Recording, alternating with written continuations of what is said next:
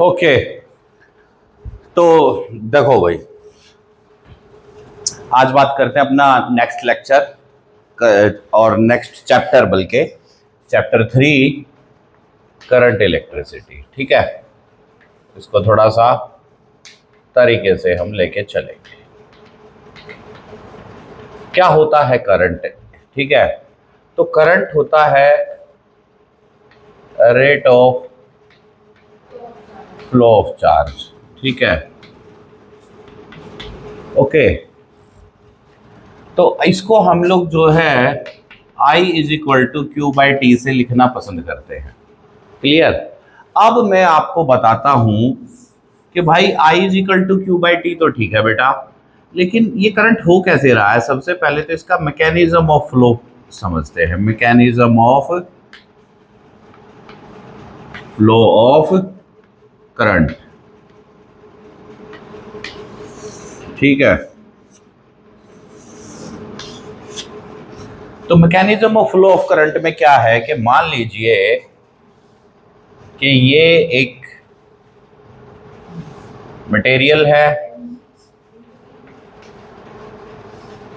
ये एक वायर है। ठीक है, कंडक्टर है, मेटल की वायर है। ठीक है, तो अब ये अगर कंडक्टिंग मेटल वायर है तो हम लोग इसमें इंटरेस्टेड हैं इस बात को जानने में कि इसमें करंट फ्लो कैसे होगा, क्या इसका मैकेनिज्म होगा। ठीक है ना, वो हम लोगों को पढ़ना है। तो इसको आप ध्यान से सुनना, समझना, आपको बात क्लियर होगी। देखो, मान लीजिए कि ये एक कॉपर वायर है। So this is copper wire. तो भाई कॉपर वायर के अंदर क्या होता है? काफी सारे फ्री इलेक्ट्रॉन होते हैं। ये फ्री इलेक्ट्रॉन कौन से होते हैं? जो कि हम कह सकते हैं कि न्यूक्लियस के साथ बहुत ही लूजली बाउंड होते हैं। ठीक है, जब हम इस वायर में कोई भी करंट फ्लो, कोई भी बैटरी अगर इससे कनेक्ट नहीं है तो इसमें करंट फ्लो नहीं होगा। नाउ द क्वेश्चन इज कि क्या हो रहा है जब बैटरी कनेक्टेड नहीं है? अरे इधर ध्यान देना, क्या ढूंढ रहा है तू? कौन सा खजाना दबा के लाया है? अभी तक तो तू पेन से ही खिलवाड़ कर रहा था। है तो परेशान क्यों हो रहा है? ले, मैं दे रहा हूं ना पेन तेरे को, ये ले पकड़। ठीक है, हमारे पास सब है, तू बता तो सही। पेन चाहिए तुझे, तलवार चाहिए है? हाँ हाँ, यंत्र, हथियार नहीं, यंत्र। यंत्र है उसका नाम। ठीक है, उसको यंत्र कहते हैं। वो तो देखो इंसान सुधार, विद्यार्थी सुधार है, बात इधर कर रहे हैं आज। ठीक है, तो रूम टेम्परेचर हम एक वर्ड यूज करते हैं। देखो, टेक्निकल वर्ड के ऊपर मैं जाऊंगा और सारी बातें आपको बड़े तरीके से एक्सप्लेन करूंगा। कॉन्सेंट्रेट करके मेरी बात सुन लेना बस एक बार। अगर आपने मेरी बात सुन ली तो यकीन मान लो कि तुम्हारा उद्धार हो जाएगा। प्रॉब्लम बस एक ही है कि कंसंट्रेशन आपकी कितनी बनती है। ठीक है ना? हाँ, क्योंकि मैं तुम्हारे चेहरे पढ़ पा रहा हूं, तो उस पर साफ लिखा है कि कंसंट्रेशन इज इक्वल टू 0। ठीक है, excitement is equal to high, मन इज इक्वल टू विचलित। ठीक है, तो ये बातें तो मुझे समझ आ रही हैं। अब मैं यहां बात करता हूं फ्री इलेक्ट्रॉन क्या होते हैं। देखो बेटा, एक बात समझना। मान लीजिए हमारे पास एक कंडक्टर है, वो रूम टेम्परेचर पे है। रूम टेम्परेचर कौन सा होता है? जैसे कि अभी है 25, 30, 40 डिग्री, जो भी कोई टेम्परेचर हो। यानी कि हम साधारण तौर पर 0 केल्विन से ऊपर कुछ भी मान लो, एब्सोल्यूट 0 से ऊपर कुछ भी ले लो। ठीक है, तो वहां पर क्या होगा कि इस टेम्परेचर के ऊपर इसके जो फ्री इलेक्ट्रॉन होंगे वो उनको थर्मल एनर्जी मिलेगी। कौन सी एनर्जी मिलेगी? Thermal energy. तो अब जब इनको एनर्जी मिल गई तो एनर्जी मिलने से क्या होगा? ये एक्साइट होंगे, तो इनको थर्मल एनर्जी मिलेगी, तो इनको थर्मल एक्साइटेशन होगी। और थर्मल एक्साइटेशन तो ये इधर उधर भागेंगे, दाएं बाएं। ठीक है ना? तो जैसे कि आप लोगों को कोई शादी हो घर में, उसकी एक्साइटमेंट अगर हो जाए तो क्या करते हो? एक बार घर के अंदर, एक बार बाहर। देखा हुआ ना, जैसे बच्चे वो होते हैं, एक बार यहाँ गए, एक बार वहाँ गए। हाँ, उनका काम कुछ नहीं होता, कुछ कर नहीं रहे होते, वो बस यूं ही एक्साइटमेंट में, एनर्जी ज़्यादा हो रही होती है। तो सेम उन इलेक्ट्रॉन के साथ होता है, ठीक है, इधर उधर दौड़ रहे होते हैं, तो उनकी जो नेट डिस्प्लेसमेंट आती है ना वो जीरो आ जाती है, यानी कि वो कहीं भी डिस्प्लेस होके नहीं गए, बस वहीं उछल कूद करके रह गए। लेकिन हमारा ऑब्जेक्टिव क्या है इसमें, इलेक्ट्रॉन फ्लो करवाने का है, करंट इसमें स्थापित करना है हमने, ठीक है। तो उसके लिए अब हमें क्या चाहिए, देखो करंट के लिए एसेंशियल कंडीशन समझना, मेरी बात को कंसंट्रेट करना बड़े तरीके से। सबसे पहले हमें इलेक्ट्रॉन को, तो फ्री इलेक्ट्रॉन होंगे, तो देखो to flow electron we must have potential difference. बात सही है भाई, कि हमारे पास क्या होना चाहिए, पोटेंशियल डिफरेंस होना चाहिए। पोटेंशियल डिफरेंस मतलब बेटा V होना चाहिए। अब पोटेंशियल डिफरेंस क्रिएट करने के लिए हमारे पास कौन सा यंत्र है, बैटरी है। तो बैटरी नामक उपकरण मैंने यहां लगा दिया। अब बैटरी ने क्या करा कि इस वायर का एक सिरा तो पॉजिटिव कर दिया और एक तरफ इसका नेगेटिव कर दिया, ठीक है भाई। तो इस बैटरी ने यहां पर पोटेंशियल डिफरेंस क्रिएट कर दिया है। अब याद रखो कि भैया E is equal to V by D होता है, तो V is equal to E into L हो जाएगा, अगर ये वायर की लेंथ L है। तो ये वायर है, इसकी लेंथ L है, इसके अक्रॉस V पोटेंशियल डेवलप हुआ। उस V पोटेंशियल ने क्या करा कि इसके अंदर इस डायरेक्शन में इलेक्ट्रिक फील्ड डेवलप करवा दी, ठीक है भाई। वो इलेक्ट्रिक फील्ड जो होगी तो क्या करेगा, to we must have potential difference, okay, this V create electric field inside wire. इस पोटेंशियल ने क्या कर दिया, इलेक्ट्रिक फील्ड क्रिएट करा दी ना। तो पहला तो ये है, फिर दूसरा पॉइंट ये है, क्लियर है। अच्छा, अब क्या होगा कि ये जो इलेक्ट्रिक फील्ड होगी वायर के अंदर में, तो दिस इलेक्ट्रिक फील्ड,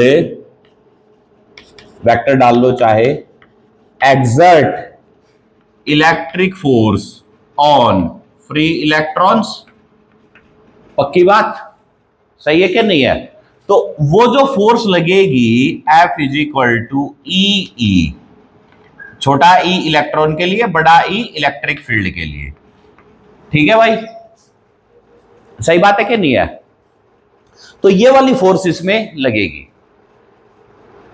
किधर लगेगी, इलेक्ट्रॉन के ऊपर। ये नेगेटिव चार्ज हम देंगे तो मैं इसको ऐसे भी लिख सकता हूं, माइनस ई, ऐसे लिख लो चाहे, कि भैया ये जो फोर्स होगी ना, ये किस तरफ होगी, opposite direction of the field, यानी कि फील्ड के विपरीत होगी।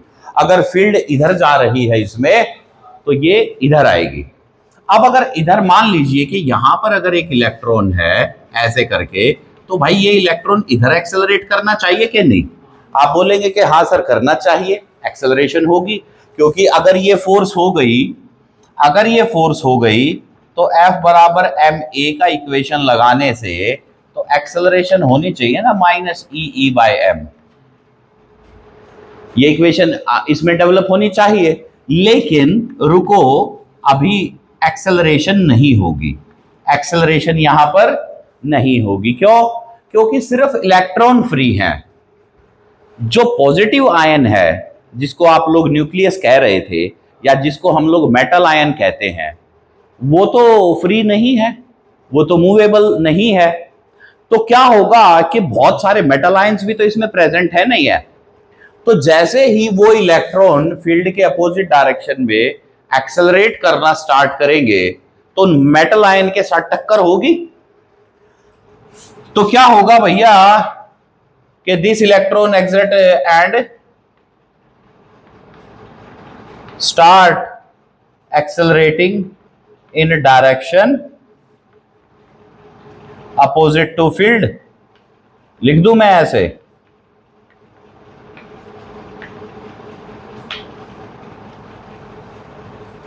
तो ये लो, electron start accelerating, ACC accelerating in direction opposite to field. तो फील्ड के अपोजिट जो है क्या होगा, इलेक्ट्रॉन जो है एक्सेलरेट करेंगे। क्लियर? तो यार देखो, जब इलेक्ट्रॉन एक्सेलरेट कर रहे हैं तो क्या होगा? अब इलेक्ट्रॉन मोशन में आ चुके हैं। अरे इधर ध्यान दो, पहले ध्यान दो मेरी बात पे। इलेक्ट्रॉन एक्सेलरेट कर रहे हैं तो क्या होगा? मोशन आ गया। अब जब मोशन आएगा तो उसके रास्ते में जो भी कुछ आएगा उससे वो टकराएंगे।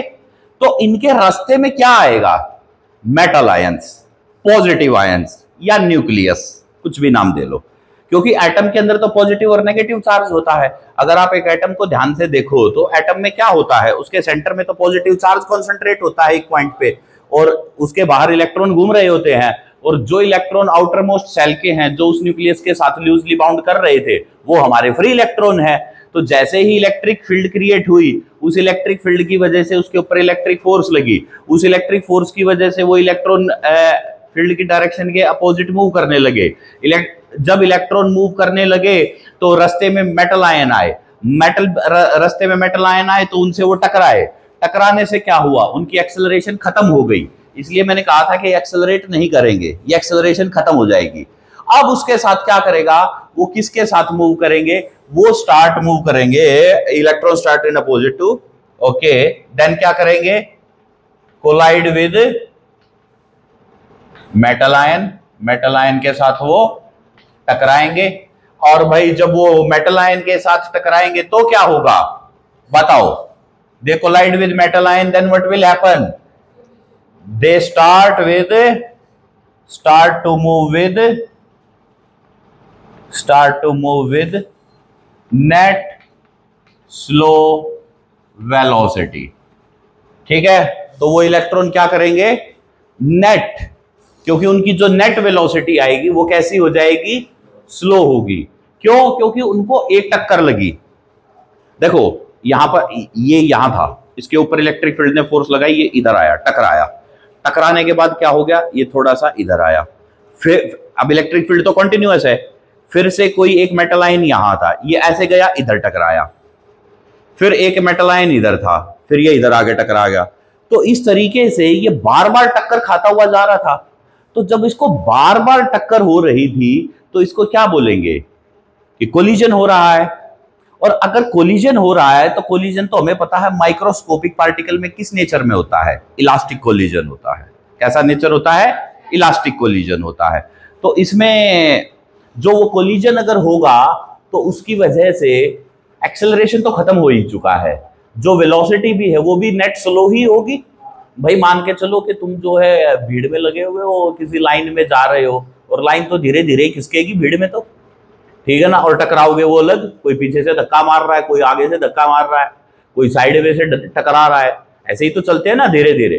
तो आप मान के चलो कि जो जो क्राउड होता है वो हमेशा क्या होता है? उसकी जो वेलोसिटी होती है, नेट वेलोसिटी, वो क्या होती है? स्लो होती है कि नहीं है?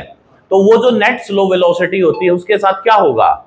The flow will be of किस नेचर का फ्लो होगा? स्लो फ्लो होगा। ठीक है, ये जो नेट स्लो वेलोसिटी है इसका नाम हमने रख दिया ड्रिफ्ट वेलोसिटी। क्या नाम रख दिया? Drift velocity. इसको वीडी बोलते हैं, ड्रिफ्ट वेलोसिटी। ठीक है, तो अब दो टक्कर के बीच का जो टाइम होता है उसको बोलते हैं रिलैक्सेशन टाइम। क्या बोलते हैं? Relaxation time. ये रिलैक्सेशन टाइम और ये टक्कर, रिलैक्सेशन टाइम होता है दो टक्कर के बीच का interval, time interval between two successive collision. बात समझ में आ गई? एक यानी कि दो थप्पड़ मारे किसी ने, एक और दो, तो बस पहला लगने के बाद दूसरे के बीच का जितना समय रिलैक्स का मिला वही रिलैक्सेशन टाइम है। ठीक है ना? हाँ, अब मान लो कि कोई आशिक मिजाज लड़का है, ठीक है, वो किसी दूसरे की बंदी को छेड़ रहा है, उसके पीछे पड़ा है, रोज उस पर कमेंट मार रहा है, उसके फोटो को लाइक शेयर कर रहा है, ठीक है, उस पर लिख रहा है नाइस पिक, ब्यूटीफुल पिक है, और वो उसके एग्जिस्टिंग बंदे ने देख ली, तो क्या होगा? कलेश होगा, पिला जाएगा, जहां पकड़ा जाएगा वहीं धुना जाएगा। अब वर्चस्व की लड़ाई है भैया। मैंने तो कल भी बताया था कि लड़की किसके साथ रहेगी? शक्तिशाली के साथ। अब समय आ गया, शक्ति पर दर्शन करो, नहीं तो बेटा लाइक शेयर होकर के ये तो हो गई शेयर निकल लेगी। सही है क्या नहीं? देखो लड़के इस मामले में बड़े इनसिक्योर होते हैं। तो फिर उनका सीन क्या फैल जाएगा, तो वो उसको धुनने आएंगे, है ना, बढ़िया धुनेंगे। तो अब ये मान लो कि अगर मान लो उसके ऊपर लठों से उसका ट्रीटमेंट करा जा रहा है, तो एक लठ लगने के बाद जब दूसरा लठ लगेगा, इसके बीच में जो समय उसको कराने का मिला, बस यही रिलैक्सेशन टाइम है। रिलैक्सेशन टाइम, दो टक्कर के बीच में रिलैक्स का टाइम। अब तो जिंदगी भर नहीं बोलेगा, है ना। हाँ, समझ में आ गई ना बात। हाँ, और ड्रिफ्ट वेलोसिटी क्या होती है? नेट स्लो वेलोसिटी, ठीक है ना। हाँ, अब वो जिसके फोटो लाइक कर रहा था उसकी क्लास छूटी है, ठीक है, अब वो अपनी फ्रेंड्स के साथ धीरे धीरे जा रही है, तो उसकी भी रफ्तार अपने आप कम हो गई, क्योंकि उसको सिग्नल नहीं मिल रहे। इंडियन रेलवे बन गया वो, भारतीय रेल, सबका साथ सबका विकास करता हुआ चल रहा है, ठीक है ना। हाँ, समझ रहे ना बात को। हाँ, तो जब तक आगे खबर जाएगी तो आज यहाँ इधर इसमें, आज नहीं यार, एक आध दिन पहले की बात है, ये जो हमारे पड़ोस में स्कूल है, नाम मत लेना अभी, रिकॉर्डिंग पे मामला, ठीक है। सुबह सुबह यहाँ कलेश मचे हुए थे एक दिन प्रेयर के टाइम पे, सुबह 7:45 बजे। हाँ, इसमें बगल वाले में, ये पीछे वाला स्कूल जो अपना, हाँ इसी में, सुबह 7:45 बजे भाई वो आ रखे 2 नंबर के जुगल, ठीक है भाई, स्कूटर आ रहा। और भाई मैं जो है मतलब इधर गया था, बाहर निकल के जैसे गया तो मैंने देखा यार आज मतलब बाहर रोड पे गली में ऐसे अनयूजुअल क्राउड क्यों है, क्या हो रहा है, ये ऐसे विचित्र प्रकार के लोग कहां से आ गए, ठीक है। तो जो है फील्डिंग सेट थी एक की, उन्होंने यही वर्ड कर रहा था, बोला भाई आज तो फील्डिंग सेट कर रखी है, बस आन दे एक बार, ठीक है, बताएंगे उसको। तो अब उसके बाद क्या हुआ उसकी अपडेट आई नहीं मेरे पास, ठीक है, लेकिन हाँ शोर शराबा तो काफी हुआ था, कौन पिटा, लठ बजे थे बढ़िया वाले, मतलब लठ तो कहाँ बजाते आजकल की जी में, कहाँ हिम्मत है लठ बजाने की, है ना। आजकल लठ वाली लड़ाई नहीं होती ना, देखिए तुमने। हाँ, आजकल तो बस यही वो सोशल मीडिया वाली लड़ाई होगी उसी पे है। हाँ, बस वो चिल्लाते रहेंगे, कुत्तों की तरह भोंकते रहेंगे, ये इधर से भोंक रहा है, वो उधर से भोंक रहा है। हमारे मतलब जब हम थे ना उस एज ग्रुप में, हमारे टाइम में क्या करती लड़ाइयाँ। अब मतलब ये जो ये ना, ये जो वो है अपना जो नांगलोई का सबसे फेमस रोड है स्टूडेंट्स के बीच में, वो वाला है ना, जिसपे वो फोटोकॉपी वाला है, वो चौड़ा रोड है ना। हाँ, जिसपे शाम के समय पे महफिल से सजती हैं, है ना। हाँ, वो तो भाई वो रोड जो है ना उस टाइम पे पनप रहा था। हाँ, बता दे थोड़ा सा, उधर वो उनको कंफ्यूजन में है कौन से रोड की बात हो रही है, ठीक है। तो वहां पर जो है ना पहले यही होता था, खूब धुने जाते थे, ठीक है। और भाई वहाँ के वो जो लोग थे वो परेशान थे, तो क्योंकि उस समय पर जो है ना आज से 20-25 साल पहले अपने एरिया में सबसे संपन्न एरिया वही होता था, और गुणवत्ता उधर ही रहती थी ऐसा हमें लगता था, ठीक है। गुणवत्ता का मतलब जितने भी सुंदर चेहरे थे वो वही थे, ठीक है। इस एरिया में तो था ही नहीं कोई, हम ही बस रहे थे ठीक है। तो भाई वहां पर जो है खूब ऐसे सीन फैलते थे। Anyway, back to the topic. तो ये हो गया start to move with net slow velocity, तो ड्रिफ्ट वेलोसिटी हो गई वीडी, ठीक है। तो ये हो गया हमारे पास मैकेनिज्म ऑफ करंट फ्लो। बात समझ में आ गई आपको कि कैसे हुआ करंट फ्लो, ठीक है ना। तो इस तरीके से हमारे को क्लैरिटी मिल जाती है कि करंट हमारा कैसे फ्लो होता है। तो करंट फ्लो होने के लिए कौन सी वेलोसिटी का ज्यादा रोल है, बोलो?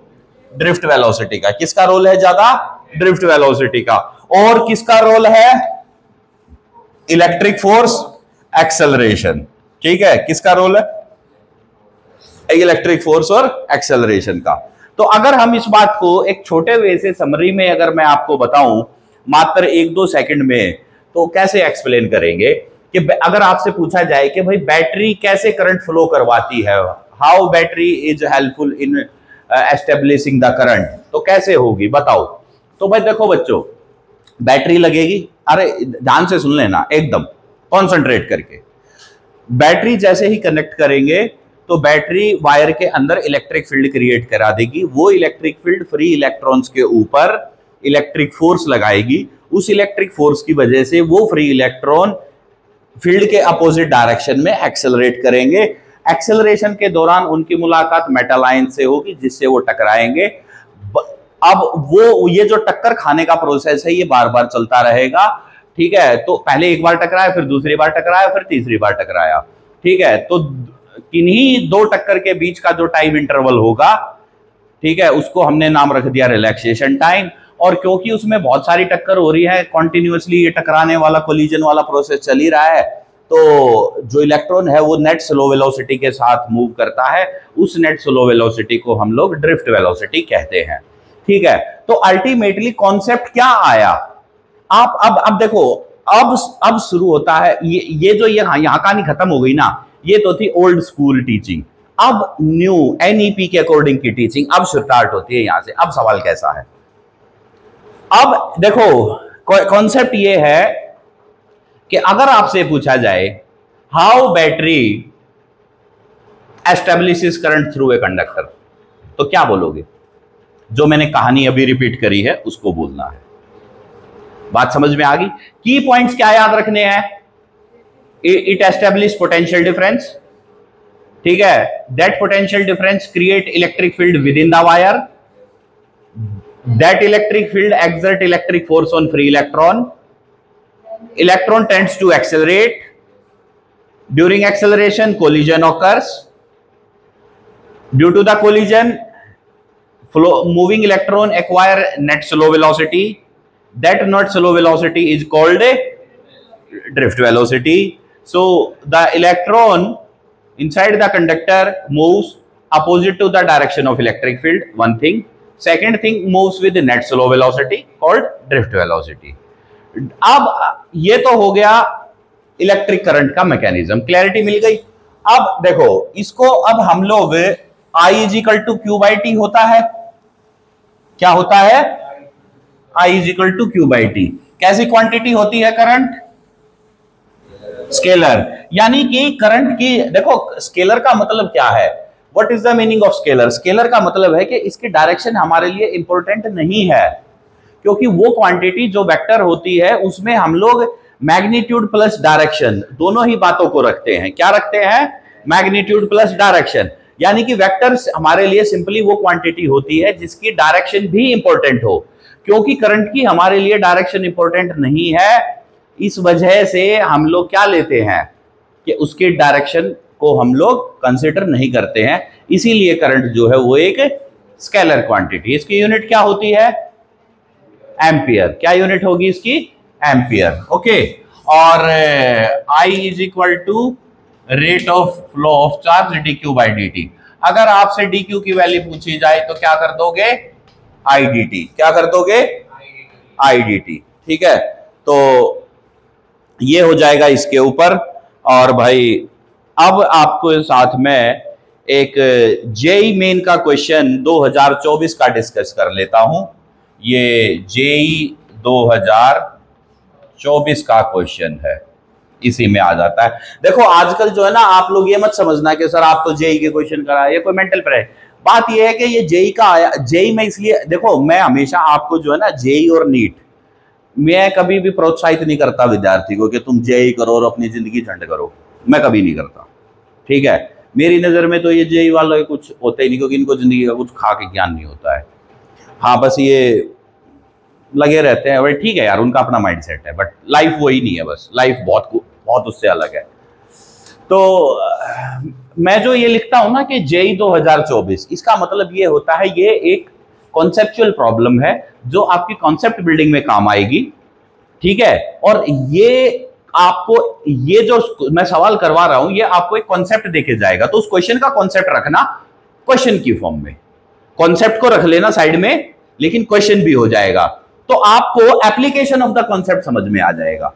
और क्योंकि हम लोग YouTube पर भी अपनी रिकॉर्डिंग डालते हैं, तो इसीलिए YouTube से जो भी हमारा कोई विद्यार्थी पढ़े कभी, तो उसको एक रेफरेंस मिल जाए कि ये क्वेश्चन अगर कराया है तो कहां से हुआ है, क्योंकि किताबें तो सबके पास होंगी, JEE-PYQ हर किताब में होगा, तो बस वो अपना देख लेगा उठा करके, वहां से उसको समझ आ जाएगा कि हाँ ये रेफरेंस है। देखो मैं कभी ये नहीं कहता कि मैं जादू की झड़ी से पढ़ा रहा हूँ, मेरा सिंपल फंडा है, जो पढ़ा रहा हूँ, जहां से पढ़ा रहा हूँ, सबके सामने वही होता है।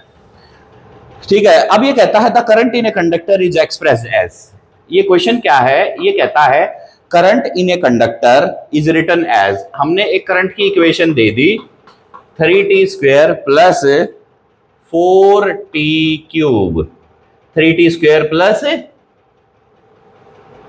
4t cube, I is equal to 3t² plus 4t cube, जिसमें से कि करंट जो है एम्पियर में है, टाइम सेकंड में है। ठीक है। अब ये पूछ रहा है कि अगर मैं टाइम 1 सेकंड से लेकर 2 सेकंड के बीच का लूं तो मुझे बताओ इतनी देर में कितना चार्ज फ्लो होगा। तो क्या पूछा है इसने, हाँ, तो इसने पूछा है कि कितना चार्ज फ्लो होगा, आई इज इक्वल टू, तो इक्वेशन देखो यही आ गई ना, आ गई कि नहीं आ गई। तो मैं इस आई को क्या लिख सकता हूं, पक्की बात, dq बाई dt लिखेंगे तो dt इधर आके मल्टीप्लाई हो जाएगा क्या नहीं हो जाएगा। तो यार एक बात बताओ, तो dq is equal to 3t² plus 4t cube into dt। अब यार एक बात बताओ, जब छोटी वैल्यू है और बड़ी करनी है तो क्या करेंगे, इंटीग्रेशन, पक्का है ना। तो इंटीग्रेशन कर दो, तो क्या कर दोगे, dq का इंटीग्रेशन कर दो जितना भी है। कहां से कहां तक की लिमिट दी थी भाई इसने, मैं लिमिट ही देख रहा था और वही मैं मिस कर गया फिर से। तो 1 से लेके 2 तक, 1 से लेके 2 तक, तो यार 3t² प्लस 4t क्यूब। अब देखो ये कितना हो जाएगा, ये हो जाएगा t क्यूब प्लस t की पावर 4 और 2 और 1, तो बस 2 दूनी 4 दूनी 8 और 16 और 8 24, 24 माइनस 2 22, तो 22 कूलम इसका आंसर आ जाएगा भाई। So the answer is 22 coulomb. ठीक है, ऐसे हम लोग अपने, ये डायरेक्ट लिख दिया, कोई दिक्कत तो नहीं आ गई तुम्हें, समझ में आ गया ना कैसे होगा है, क्योंकि इसमें मैंने वो upper limit minus lower limit कर दिया ना, 2 का क्यूब प्लस 4 का 4, ठीक है, सॉरी 2 का 4, तो 2 का 4 कितना हो जाएगा 16, और ये कितना हो जाएगा 8, 16 और 8 24। अब 1 है, 1 की पावर चाहे कितनी हो, वो तो 1 ही रहेगा, 1 और 1 2, 24 में से 2 गए 22, तो 22 कूलम चार्ज आ जाएगा। यानी कि अगर इस प्रकार की एक मैथमेटिकल इक्वेशन अगर होगी आपके साथ में, तो ये बात मान लेना कि वो इतना चार्ज फ्लो कराएगा। तो ये हमारे पास एक इस तरीके का एक छोटा सा क्वेश्चन था, जो कि हमारा एक कॉन्सेप्ट बिल्ड कर गया कि यार ये जो I is equal to dq by dt है, इसको हल्का मत लो, जेई में भी इसके सवाल पूछ लिए जाते हैं, आपके फंडामेंटल बेसिस के क्वेश्चन आपसे अक्सर पूछे जाएंगे और आपके पास उनका जो है जवाब होना चाहिए।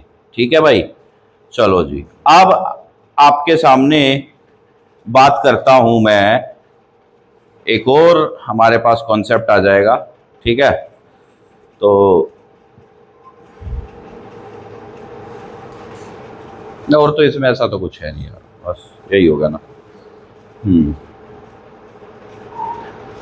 चलो, अब यार इसमें जो 2 टर्म आएंगी, हाँ बस इतना ही है, छोड़ो। ईएमएफ और पोटेंशियल डिफरेंस का जिक्र कर रहा था मैं, बट मैंने सोचा कि उसको मैं सेल के साथ डिस्कस करूंगा, अभी बताया तो कंफ्यूजन हो जाएगा, हटा दो ना इसको। ठीक है, अब लिखो बेटा ओम्स लॉ। क्या लिखे, ओम्स लॉ। देखो, अच्छा एक बात तो मैं बतानी भूल गया यार, कि इलेक्ट्रिक करंट जो है, इलेक्ट्रिक करंट वो कैसी क्वांटिटी है, स्केलर क्वांटिटी है। कैसी क्वांटिटी है, स्केलर क्वांटिटी है। इसका मतलब इसमें डायरेक्शन का तो रोल है नहीं, ठीक है ना। हाँ, तो लेकिन जो इलेक्ट्रिक करंट है वो हमारी 7 फंडामेंटल क्वांटिटीज में से एक है, जैसे मास, लेंथ, टाइम, टेम्परेचर, तो करंट भी हमारी फंडामेंटल क्वांटिटी है। ठीक है ना, यानी कि ये करंट की क्वांटिटी किसी और क्वांटिटी से नहीं बनी है।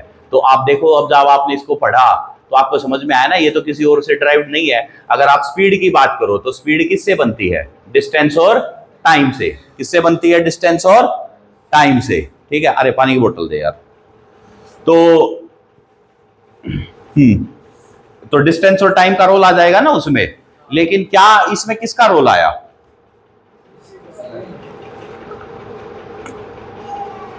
लिखो करंट इज फंडामेंटल क्वांटिटी, तो एम्पियर भी फंडामेंटल यूनिट है।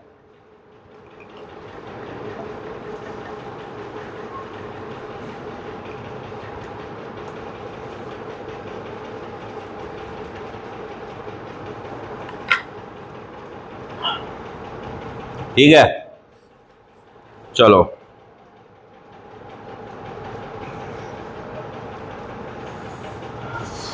क्लियर। अब इसके बाद बात करते हैं ओम्स लॉ। देखो यार,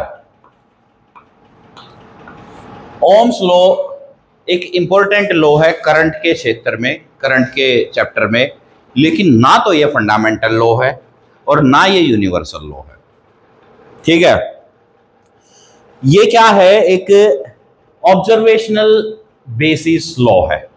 लिख लो इस बात को, क्योंकि ये आपको कई कॉन्सेप्ट, देखो आजकल जो मैं ये आपको बातें बता रहा हूं ना, इन्हीं पे क्वेश्चन बनते हैं जिनको आप छोटा छोटा करके भूल जाते हो। ठीक है ना? हाँ, it is an experimental observation based law,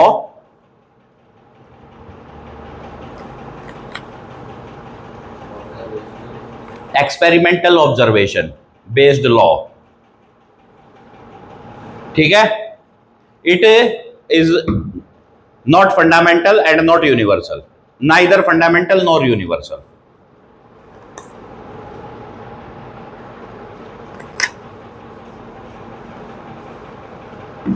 मजेदार बात, ठीक है। अब देखो, अब आप कहोगे कि सर आप ये जो कहना चाह रहे हो कि नाइदर फंडामेंटल नॉर यूनिवर्सल, इसका मतलब इस लॉ में वेरिएशन है, क्योंकि इलेक्ट्रिक करंट तो फंडामेंटल क्वांटिटी है ना, और फंडामेंटल यूनिट वो कैरी करता है। अब सुनो रे, जो क्वांटिटी फंडामेंटल बात पे करे ना, उसमें वेरिएशन नहीं होंगी कभी, उसकी एक फिक्स्ड है। जैसे 3 एम्पियर का करंट है, 4 एम्पियर का करंट है, 5 का करंट है, ये फिक्स्ड है। ये हालात बदलने से औकात नहीं बदलेगी। That is the meaning of fundamental. Fundamental का मतलब क्या है? हाँ, कि हालात बदलने से औकात नहीं बदलेगी, यानी कि अगर आप टेम्परेचर बदल दोगे, प्रेशर बदल दोगे, उसकी कंडीशंस बदल दोगे और मटेरियल सेम रखोगे, पोटेंशियल डिफरेंस सेम रखोगे, तो आप पता लगोगे कि करंट सेम ही रहेगा।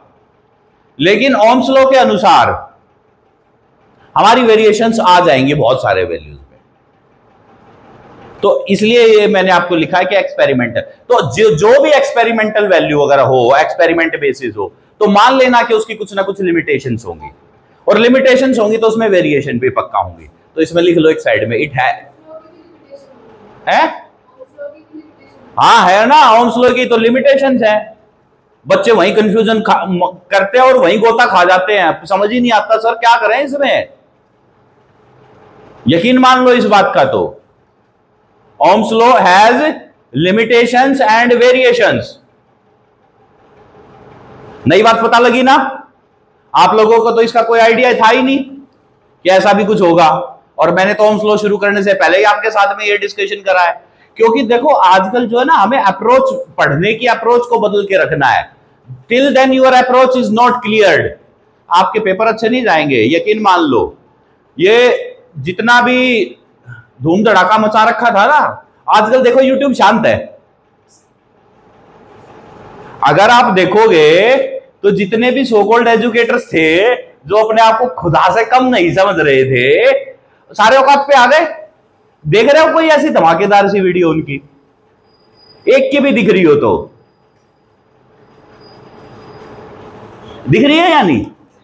दिखेंगी भी नहीं, क्योंकि सब लाइन पे आ गए। और देखना इस बार ये जब बोर्ड का पेपर होगा ना, और वो जब सारा सीन होगा, कोई भी ऐसा ड्रामा नहीं फैलेगा इस बार। सब धरातल पे आ चुके हैं। क्या लग रहा था यार, एक कैमरा था, एक कमरा था, और माइक था, और बकेतियां थी।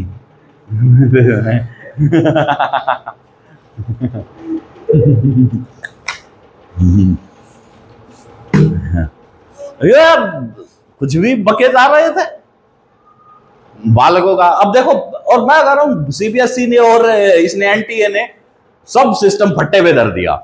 और आप बोलो तुम, ठीक है? अरे यार मजाक बना के रख दिया था एजुकेशन का, और मैं तो कह रहा हूँ 2-4 साल ऐसे ही पेपर आने चाहिए। और ये बहुत सारे जो एजुकेटर इन्फ्लुएंसर टाइप के लोग हैं ना, इनसे पेपर भी ना सॉल्व होने। ठीक है, हाँ वो देखा था ना तुमने, सीबीएसई को एनटीए को हर बोर्ड को चैलेंज करके फेंक दिया, इनकी औकात नहीं मुझसे बाहर पेपर बना दो। अबे तू है कुछ भी है बाबा है, ऐसे कैसे?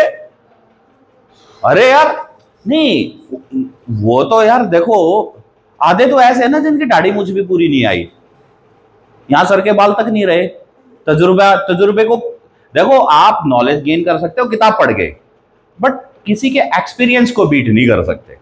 और मेरा मानना यही है, क्योंकि यार जीवन में हमने भी तो बहुत सीखा है ना। हम तो नहीं बोले थे आज तक कि मैंने जो पढ़ा दिया इससे बाहर कुछ नहीं आएगा। पता है भैया, ये आप पूरे बोर्ड को कैसे चैलेंज कर दोगे यार? ठीक है, हवाबाजी झाड़ने के लिए, यूं बच्चों में अपना झूठा रुतबा फैलाने के लिए तुम कुछ भी कह दो, अब कह के देखो, मान जाऊंगा मैं। ठीक है, अब देखना अगले साल है ना, लोग बाग है ना बहुत सोच समझ के कंटेंट पर बात करेंगे, और अपन देखो दिलेरी से चल रहे हैं, और यकीन कर लो ऐसे ही चलेंगे। क्यों? क्योंकि पहले दिन से मैंने है ना, जिस दिन मैं यूट्यूब पे आया था, मेरा एक ही ऑब्जेक्टिव था कि अगर मैं यहां जाऊंगा तो मैं सिर्फ सच के साथ पढ़ाऊंगा, बकेतीबाजी नहीं करूंगा। चाहे वे मेरा चैनल चले ना चले, मुझे कोई पहचाने ना पहचाने, मैंने कहा आज भी नहीं पहचान रहा, आज भी तो हम अपनी गलियों में ही है, तो खोने को तो कुछ है नहीं। ठीक है, अपना सिस्टम जहां है वो तो वहीं है, सेफ है, सेफ जोन में है, वो तो वहां की बात है, एक्स्ट्रा की है। लेकिन यार चलना तो सच्चाई के साथ है ना, तो सच के साथ चलेंगे, देखते हैं क्या होता है। हाँ ये सच है कि सच जो है पराजित नहीं होता है, लेकिन बहुत देर से पहचाना जाता है, ये सच की खासियत होती है। सच को पहचानने में समय लगता है। ओम्स लॉ की बात कर रहा हूं। देखो बेटा, किसी भी कंडक्टर के अक्रॉस जब अगर आप एक बैटरी कनेक्ट कर दो तो आपने V लगा दिया। क्या लगा दिया? V मतलब पोटेंशियल। तो ओम्स लॉ ये कहता है कि अगर आप किसी भी कंडक्टर पे पोटेंशियल अप्लाई करते हो तो जो V है वो डायरेक्टली प्रोपोर्शनल होता है उसमें करंट फ्लो के, प्रोवाइडेड उसकी फिजिकल कंडीशन जो है वो कांस्टेंट रहे। जो फिजिकल कंडीशन है दैट शुड रिमेन कांस्टेंट। ठीक है, अब फिजिकल कंडीशन में क्या है? टेम्परेचर, प्रेशर, क्योंकि हमारे वातावरण का एक दाब है। प्रेशर क्या होता है? दबाव, दाब। ठीक है ना?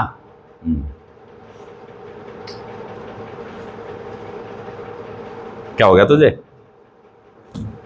तो प्रेशर कांस्टेंट रहना चाहिए, एटमॉस्फेरिक है, 1 बार होना चाहिए। टेम्परेचर हमारा फिक्स्ड होना चाहिए। तो जो हमारा पोटेंशियल डिफरेंस जो आपने अप्लाई करा किसी कंडक्टर के अक्रॉस, वो डायरेक्टली प्रोपोर्शनल टू होगा करंट के। इसकी खासियत एक और है ओम्स लॉ की, लिख दो इसके ऊपर, it do not applicable on semiconductor. Ohm's law semiconductor पे वैलिड नहीं है, and also not applicable on insulator.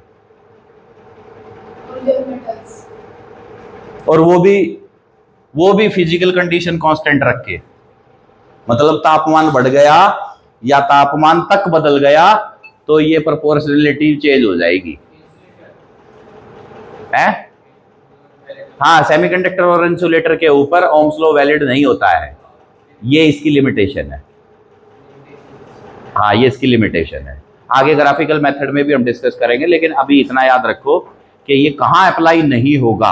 अच्छा, जो मैंने ये 2 पॉइंट लिखे हैं ना, आपको मैं दिखाऊंगा जब क्वेश्चन कराऊंगा ना, आपको मैं इन्हीं के ऊपर नीट का भी क्वेश्चन दिखाऊंगा, जेई का भी दिखाऊंगा, और मैं आपको इन्हीं के आधार पर सीबीएसई का भी क्वेश्चन दिखाऊंगा जो इन 2 पॉइंटों के ऊपर आया, जो मैंने ये अलग से लिखवाया। अब ये होती है तजुर्बे की पढ़ाई। ये क्या होती है? तजुर्बा, कि एक्सपीरियंस्ड है कि यार हाँ इन 2 पॉइंट से लाइन बनी है, लाइन से क्वेश्चन है। अब आपको दिमाग में आ गया, अगर मान लीजिए सेमीकंडक्टर है आपके पास, सिलिकॉन और जर्मेनियम है, तो तुम्हारे दिमाग में डायरेक्ट हो गया कि अगर मैंने उसमें पोटेंशियल अप्लाई करा तो डायरेक्ट उतना जितना पोटेंशियल लगाऊंगा उतना करंट नहीं मिलेगा। प्रोपोर्शनैलिटी में तो नहीं मिलेगा। प्रोपोर्शनैलिटी के अलावा किसी भी और रेशियो में मिले वो मुझे मंजूर है, लेकिन इसमें नहीं मिलेगा। तो आपका ये कॉन्सेप्ट क्लियर हुआ कि नहीं? बोल हाँ, हुआ कि नहीं?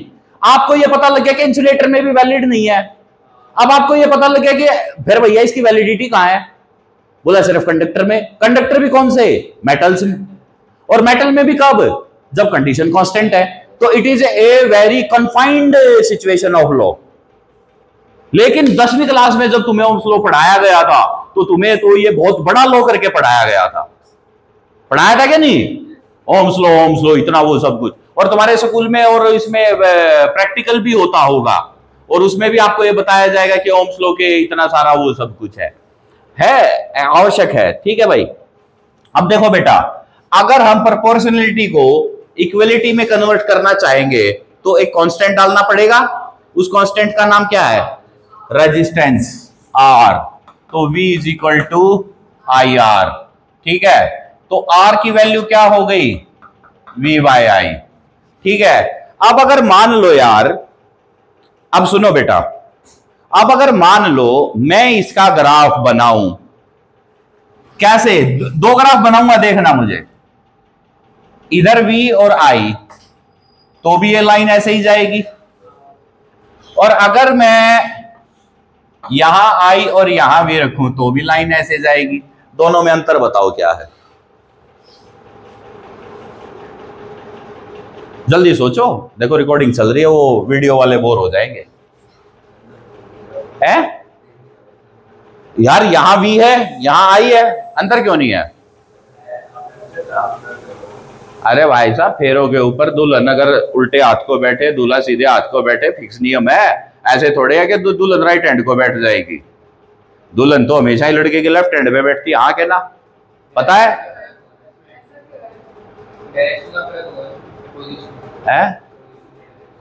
क्योंकि पत्नी का दायां हाथ होता है ना, पति राइट हैंड। समझे? हाँ।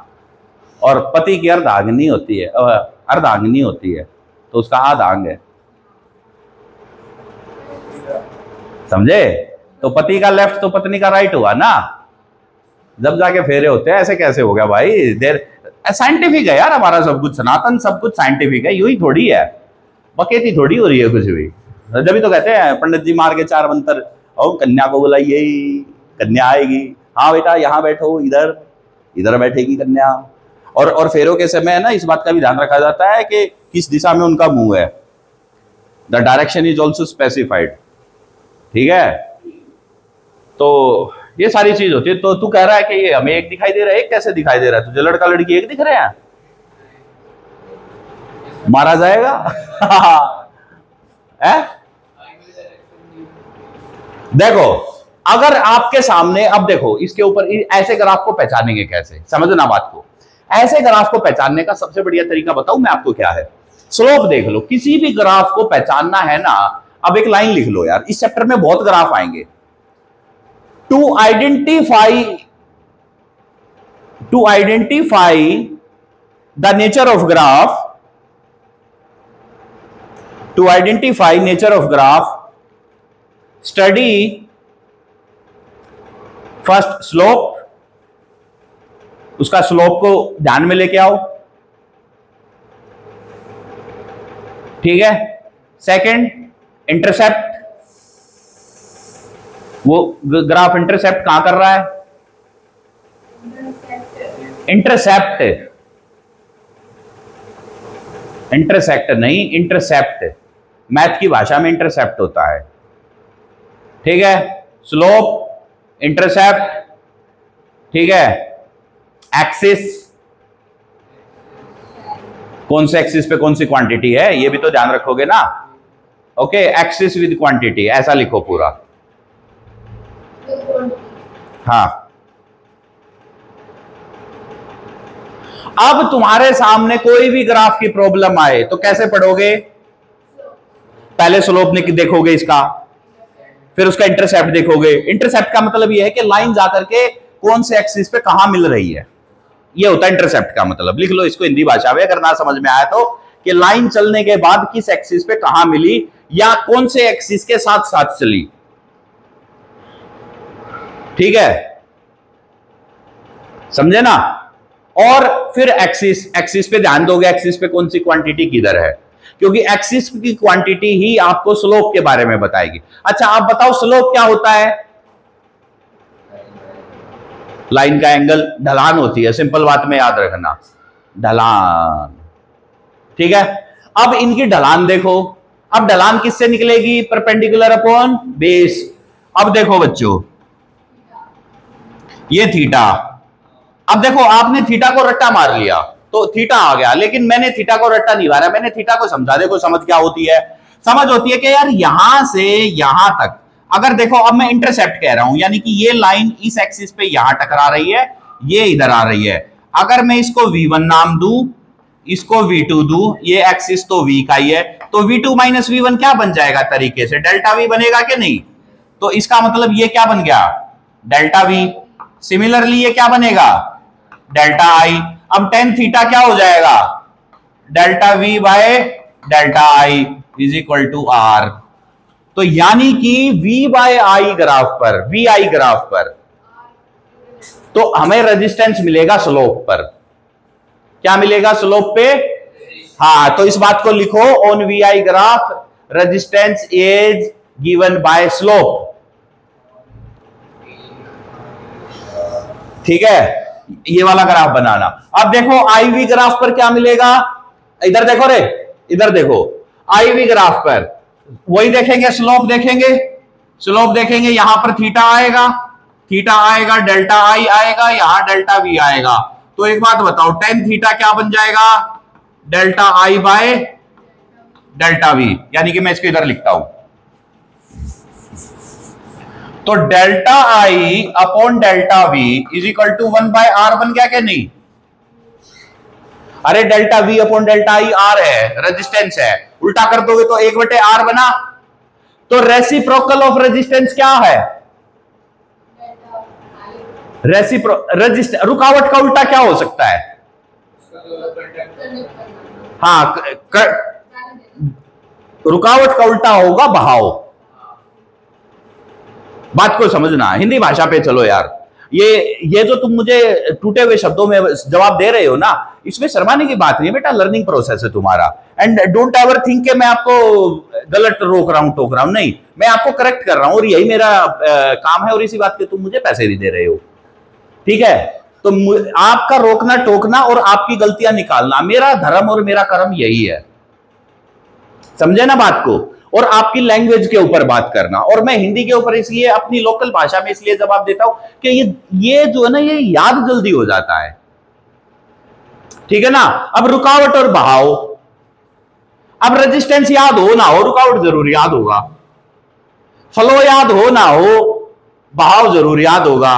और रुकावट और बहाव में आपको पता लग जाएगा कि रेजिस्टेंस वो जो करंट को रोके, बहाव वो जो करंट को बहने दे, क्योंकि करंट का नियम और प्रकृति क्या है? Rate of flow of charge, charge का फ्लो, यानी कि आवेश का बहना ही विद्युतीय धारा प्रवाह है, हिंदी यही है। तो अब ये रुकावट का उल्टा क्या बन गया? फ्लो। इसको फिजिक्स में क्या नाम दे रखा है? कंडक्टेंस। क्या नाम दे रखा है? हाँ, इसको एस से लिख देते हैं, लेकिन मैं पूरा लिखूंगा अभी, तो ये हो गया कंडक्टेंस। तो IV ग्राफ पे स्लोप आपको कंडक्टेंस मिलेगा, और VI ग्राफ पे स्लोप आपको रेजिस्टेंस मिलेगा। अब देखो, जिस मटेरियल में आपको कंडक्टेंस की जरूरत हो, वहां आपको IV ग्राफ बना के देंगे। ये IV ग्राफ आपको सेमीकंडक्टर में मिलेंगे, ये आपको सेमीकंडक्टर में मिलेंगे सारे ग्राफ। ठीक है, क्योंकि वहां पर हमारे लिए इलेक्ट्रॉन का फ्लो महत्वपूर्ण है। कि फ्लो, क्योंकि सेमीकंडक्टर नाम ही ये पता लग रहा है कि यार ये तो पार्शियली फ्लो होगा, तो ऑलरेडी दिमाग में है कि रुकावट तो इसका नेचर है,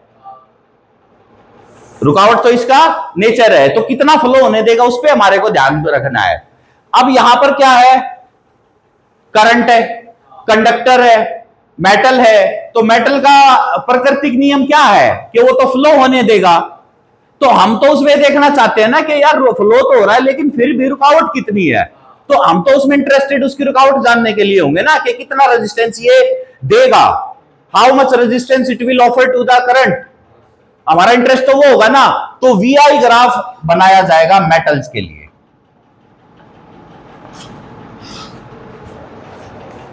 तो ये बनेगा मेटल के लिए, ये बनेगा सेमीकंडक्टर के लिए, और सेमीकंडक्टर के सारे ग्राफ आईवी ग्राफ होंगे। अब देखो, अब मैंने तुम्हें ग्राफ पहचानने की 3 बातें बताई। अगर तुम्हें एक्सिस आईवी मिले तो सेमीकंडक्टर पे ही ग्राफ बन रहा होगा। अगर मान लो एक्सटर्नल ने, एग्जामिनर ने चालाकी दिखा दी तुम्हें कंफ्यूज करने के लिए, आईवी पे हाइपोथेटिकल वे से कुछ वैल्यू उल्टी सीधी रख भी दी, तो भी स्लोप आपको एग्जैक्ट इंफॉर्मेशन देगा कंडक्टेंस। तो तरीका फुल प्रूफ है मेरा, गलत नहीं हो सकता। और फिर अगर मान लो कि कोई लाइन कहीं कट रही है, कोई लाइन कहीं कट रही है, इंटरसेप्ट आ गया, जैसा कि मैं आपको बताऊं कि सेमीकंडक्टर्स में आएगा इंटरसेप्ट का एक हिसाब किताब, कहां आएगा वो बहुत बढ़िया तरीके से आपको मैं बता देता हूं। जैसे कि ये एक वर्क फंक्शन और उसका एक ग्राफ होता है, तो हालांकि यहां पर उसके अंदर जो है ना ये वैल्यू नहीं रखी जाती, यहां तो हम लोग जो है फ्रीक्वेंसी रखते हैं, ठीक है, और यहां हम लोग जो है मेरे ख्याल से एक इंटेंसिटी रखते हैं, और ये ग्राफ इस प्रकार से बनते हैं, ठीक है, इस तरीके से। तो अब देखो इसमें भी हमारे को ये जो ऐसे ये लाइन ऐसे कटी ना इधर, इसको मैं इंटरसेप्ट कह रहा हूं। कहीं पर भी यहां से तो शुरू हुई थी, ये जो गैप है ये भी एक इंफॉर्मेशन देगा ग्राफ में, इसलिए मैं कह रहा था एक्सिस को देखना है। तो ग्राफ पढ़ने की पता लग गया, ठीक है। अब देखो, अब मैं तुम्हारे को एक बात बताता हूं कि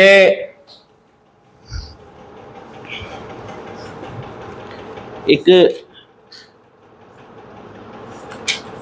कहां गया यार,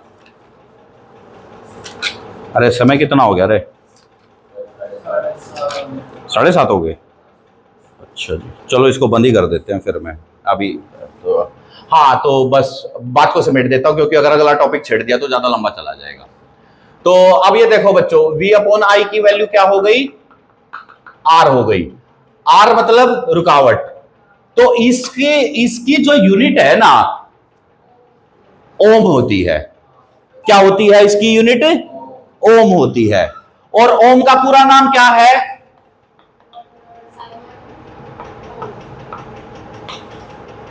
ठीक है, तो इसकी यूनिट ओम होती है और इसका सिंबल क्या होता है? ठीक है, ये समझ में आ गया? हाँ, बूढ़ा ब्रेकर। बूढ़ा ब्रेकर रोड का स्पीड ब्रेकर ऐसा ही तो होता है ना। हाँ, लेकिन वो जवान अगर है तो वो ऐसे होता है ना, कर्व। ठीक है, जब बूढ़े हो जाते हैं कर्व तो ऐसे हो जाते हैं। ठीक है, कितना हंस रहा है तू पापी इंसान, पाप लगेगा तुझे। ठीक है, तो यार तू भी मेरी कंसंट्रेशन खराब कर देता है। ठीक है ना, मैं कहीं और जा रहा हूं, मैं बूढ़ा ब्रेकर कह रहा हूं, भाई साहब कहीं और ही पहुंच रहे हैं। देखो ये मजे सिर्फ और सिर्फ कहां है? ऑफलाइन में। बात सही है क्या नहीं है? ऑनलाइन में तो क्या हो रहा है, गाली गलौज हो रही है, एंटरटेनमेंट और वो सारी बातें हैं। चैट में भी सिलेक्टिव मैसेज पढ़ते हैं। हाँ, वो चैट में भी वो वाले जो भद्दे वाले मैसेज होंगे ना, जिससे लाइक व्यू शेयर कमेंट मिलेंगे, जिससे वायरल होने की संभावना है, वो वाले पढ़ते हैं वो लोग। ढंगे मैसेज नहीं पढ़ते कभी भी। तो V/I बराबर R, ओम हो गया इसकी यूनिट। अब देखो रेजिस्टेंस क्या होता है। अब देखो रेजिस्टेंस की मैं एक स्टेटमेंट में बात खत्म कर रहा हूं। कल की क्लास में हम रेजिस्टेंस से स्टार्ट करेंगे और ड्रिफ्ट वेलोसिटी। कल की क्लास बहुत इंपॉर्टेंट है, अगला वीडियो बहुत इंपॉर्टेंट है। ये वाला तो था ही, जाहिर सी बात है मजाक तो इसमें भी हो ही रहे हैं, अगले वाले में और भी ज्यादा भयंकर मजाक होंगे। पढ़ते तो हमें ही नहीं। भाई हम क्यों कहेंगे हम पढ़ते हैं, हम तो मजाक करते हैं, सीधी सी बात है यार। ठीक है, रेजिस्टेंस। तो देखो बेटा, it is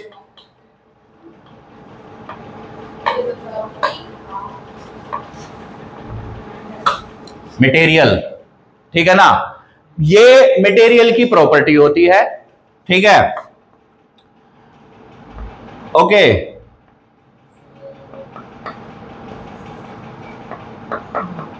it offer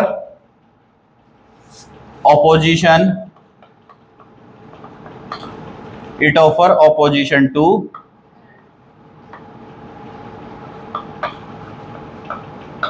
current flow, ठीक है, it offer opposition to current flow, ठीक है भाई, इसका स्वभाव क्या है, करंट फ्लो, ठीक है।